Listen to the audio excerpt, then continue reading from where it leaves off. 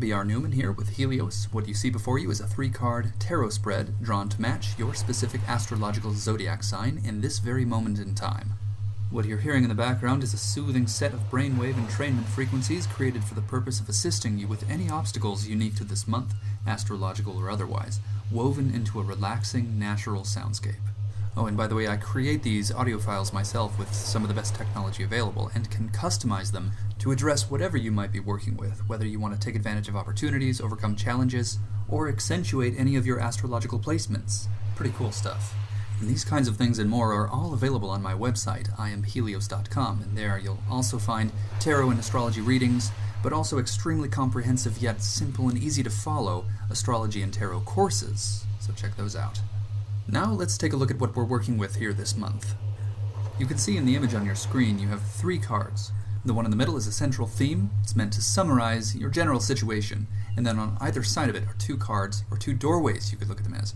You walk through one or the other, so listen to the definitions of everything to not only reflect on the nature of your current situation, but also make a conscious choice about how you would like to proceed, the left-hand path or the right-hand path. But first and foremost, your central theme. The Prince of Discs. Like all court cards, the Prince of Discs can be rightly assigned to one of the 16 Myers-Briggs personality profiles. In this case, the Prince of Discs corresponds with the ESFP, or the Extroverted Sensing Feeling Perceiver. Of course, embracing this card will entail embodying this personality profile. If this profile matches your natural wiring, then this is simply saying be yourself. In the case that you would embrace this card, you would be doing things as you usually do. Or if the profile is not a match, at least you are given the opportunity to embody this personality profile as a kind of strategy for achieving some specific end. There's something in it for you. So if you were to entertain the possibility of perceiving and acting in the way that this personality profile would, you would likely discover something that would benefit you directly. Perhaps this shift in perspective is what's necessary. So the personality profile itself, being the ESFJ, is a very sociable individual, someone who can juggle multiple projects at one time, who can devote themselves to many different subjects while remaining loyal to each of them. So they're very generous, naturally quite content to be steadily working on many different things. This personality has a mission, but without the weight and the pressure that the ESFJ, the Knight of Discs, would feel. They, due to their ESFP rather than ESFJ placement, their tendency towards a more passive perception rather than active judgment allows them to let go of trivialities, and then of course, specifically compared to the ESFJ, the Knight of Discs, allows them to be a little more selfish, but not in a negative way. They're simply capable of leaving a little room for themselves, so as to remain balanced. From this position, you can choose to take the left-hand path or the right-hand path. So we'll start with the left. The Sun. This major arcana card stands for creativity and persuasive power. It's the joy of life. When the sun rises, the truth is revealed. Its presence within a tarot spread represents the end of illusions, but only if fully embraced.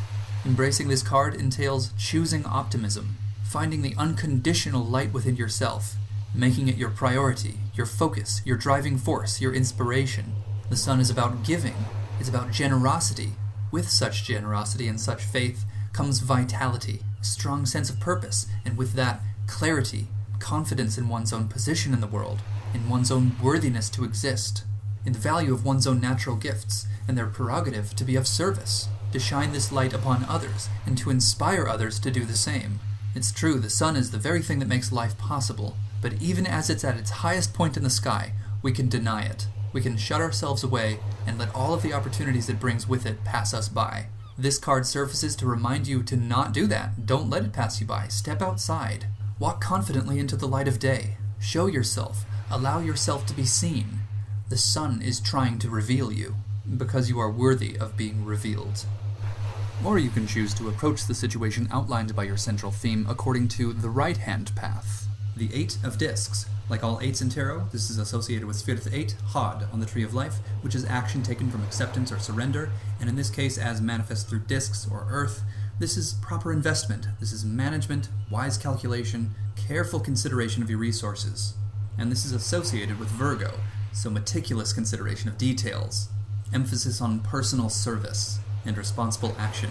So upon careful consideration and personal reflection, you should be able to determine precisely what this is referring to. Consider the possibility that the action you have been avoiding may in fact be the action you must take at this time. Go straight for it. Embracing this card will entail slowing down, looking at all of the details. What could you be missing? Assume that there is something that you're missing, that you need more information.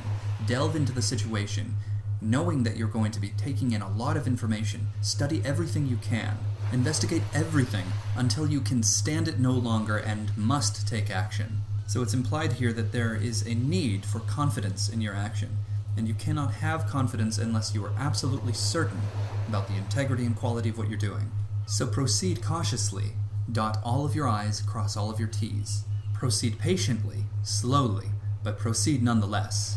Even if it takes you more time than you're comfortable with, appropriate action is worth the wait. And that concludes this month's complimentary tarot reading.